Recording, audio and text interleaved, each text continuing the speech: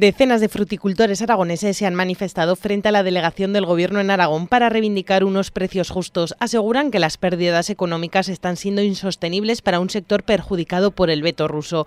Buscan nuevos mercados, pero señalan que no es fácil sustituir las exportaciones de Rusia. Porque estamos hablando de un sector tan profesional, tan en contacto con el mercado, que desde luego eso no hace falta que se lo diga a nadie, que ya la está buscando por su cuenta, pero claro, cuando estamos hablando de un mercado ruso, de un poder adquisitivo medio alto, que se llevaba el 30% de las cerezas, de los melocotones rojos, de las nectarinas, de los paraguayos y de la manzana y la pera, pues entonces nos estamos dando cuenta de que no es tan fácil cambiar ese mercado por otro. Muchos profesionales de la fruta se están planteando abandonar sus explotaciones. Apuntan que los costes de producción son el doble de lo que cobran por un kilo de fruta. Nos está arruinando y la economía familiar ya peligra.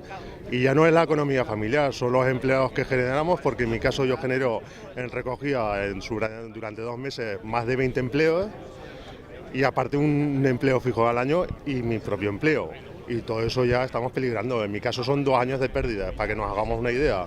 Mi coste de producción es de 27 céntimos y estoy cobrando a 15. Recuerdan que este sector genera unos 15.000 puestos directos al año y que vertebra el territorio aragonés. Por eso aseguran que quieren seguir produciendo fruta.